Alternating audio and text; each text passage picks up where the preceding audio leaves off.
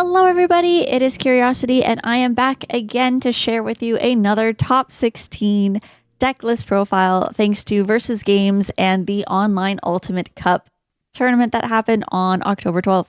Let's jump into our first place with Charles and the Mirage Galaxy deck. So usually when we see Mirage, we're usually seeing a more blue-based end, but here we're actually seeing the Galaxy engine running kind of in this full force style here in the rookie lineup. Jumping in later on, normally we see those blue tamers sitting in here, but here we actually have the, I think it's Ko and Sayo sitting at 4 in here, which is really the only tamer they're using. So very neat to see that this is running more of the Galaxy engine version of this and not so much the Mirage engine of it. We also see that the Hexablau is in here, cool, which as we've seen is a very, very powerful card with the Ice Clad sitting in here. So awesome job, Charles, and congratulations on going 9-0. In second place, we have Dashi with Phoenixmon X. Now, it's really nice to see that some of these decks that we don't often get to see top are finally getting recognition and they're getting topped. So very, very neat to see that this is here and it was able to get that second place win.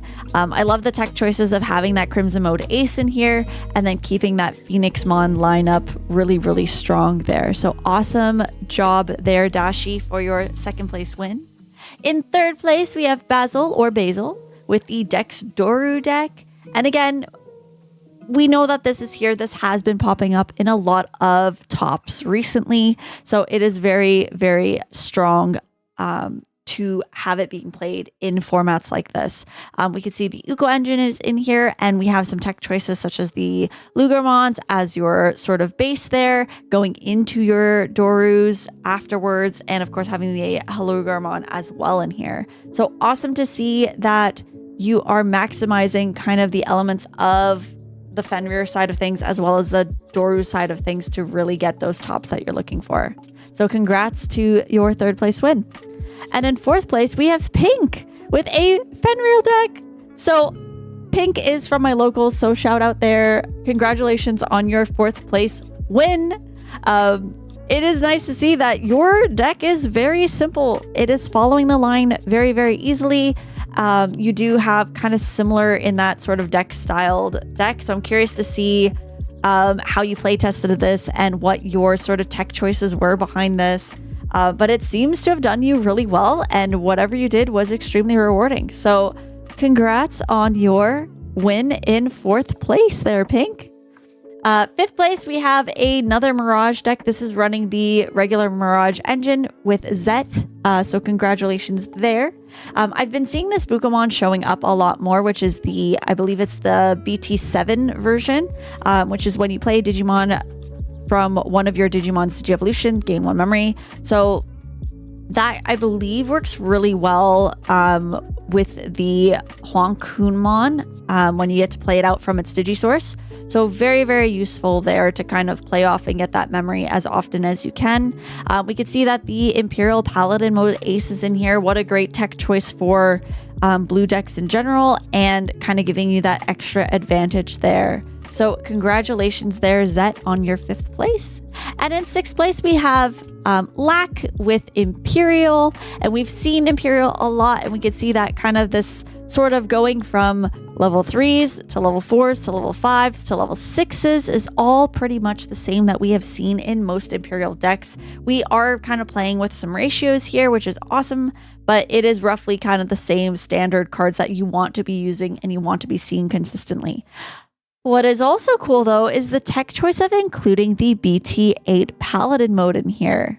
So this is kind of giving you the effect, not quite as potent as the Ace, but essentially returning one of your 2-colored cards from the current Digimon's Digievolution cards, and then you can choose one of your opponent's Digimon and trash all of their Digievolution cards and send it to the bottom of the owner's deck in any order for however many they don't have evolutions. I believe the Paladin Mode Ace does it as a full effect, so it trashes all of the Digievolution cards from your opponent's field, but the Imperial Paladin mode from BT8 only does 1. So it kind of gives you that little element of the same effect, but not so strong as the Ace would be. So congratulations there to Lack. Moving on to our 7th place, we see that we have the Omnimon Ace in here. This is now maybe the 3rd or 4th time we've seen this come up. So it is awesome to see that, again, decks that we didn't normally think we would be getting in our tops are starting to top now. So we're seeing this change of what we normally expect to be here is now becoming kind of more rounded, more variety, and that is great to see. So checking out all of the Omnimons being used pretty strong here. We have Merciful Mode at 1 in here. We also have Alter B, Alter S, and of course the Omnimon Aces at 4 of them for this deck. The Tamers are pretty standard too that we can see here. Digimon Emperor is a great one to throw in here for against your opponent, and then having all of your ties and mats hanging out in here as well, which is really great to see. So congrats there to the King of Games on your Omni Ace. We also have, hopefully I say this correctly, Ace Spin 100 with Leviamon X. So far we've had some pretty different tops here. It is awesome to see that this is all kind of happening here. The Leviamon X, I love this because we actually have kind of a lot of floodgates running in here. A lot of opportunities with the Dobermons kind of sitting in here. The Octomon and as well as the Dragomon also in here giving some pretty good effects. And then running that kind of line up here with the Cerberus Mons to give a good setup for either the Leviamon or the Anubismon. And of course the tech choice of the Shine Gray Ruin mode. I think a lot of purple and yellow decks are running that Shine Gray because of that blanket effect, and it's just a very, very strong card. So awesome, and congratulations there to Acefin 100. On to our 9th place, we have a Magnamon X sitting in here, and this is our first one of the day that we've seen. So we can see some cool choices in here being Trident's Arm. I know some decks have been playing with this for Magna X, and Great Maelstrom as well as in here. So what a cool card to kind of pair in there. But everything else, we also have an Ancient Garuru in here. So that's pretty spicy to see, is having that kind of double way you can get things out as you need paired with that Lobomon. So it seems like this deck can really kind of go 2 ways if needed, which is pretty neat to see. So this is kind of a spicy little take on Magna X there. So congratulations, aka Greymon, for your 9th place Magnamon X. We'll jump into a little bit more here. I think we're almost starting to kind of see some duplicates here, but we'll do a quick skim of them. So Andar 3-all, hopefully I said that correctly, with your Imperial. We can see again, we're running kind of that more standard playing with the ratios here of an Imperial deck. So congratulations there on your win in 10th place. In 11th place, we have another Imperial coming back with Griffith Did Nothing Wrong. And we can see that here we're running much more on the egg lineup. Usually you're running 4 to 5 eggs. Here we can see there are 5 eggs being run, but they are 2, 2, and 1 of the Demi-Vmons that are kind of set up here. So that is kind of cool to see and giving kind of a lot of variety for your eggs and how you want to run. We can see that this one in particular is also running the Hexabla, which we've talked about with Imperial is a very good pair to work with. So congrats to 11th place, and Griffith Did Nothing Wrong. We also have Terra with an Ancient Gray. This is our first one we've seen for the day.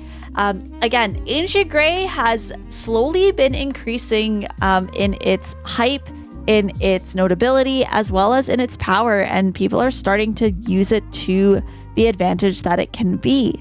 So it is very, very awesome to see that this is a sort of simple style of it, but also having that high-speed plug-in D, because it specifies if you have a Tamer in play, you can use this card. So it doesn't specify any specific color for a Tamer. It just says if you have the Tamer. And reminder, this option card is great because it causes one of your Digimon that it can't be blocked by your opponent's Digimon. So really great with the jamming paired on top of that. It is a cool card to use, especially if you're running a more Tamer heavy based deck. So congrats there to Terra and the Ancient Gray. We have in 13th Holy Champ with a Shine Gray deck. Oh, Shine Gray and the Marcuses.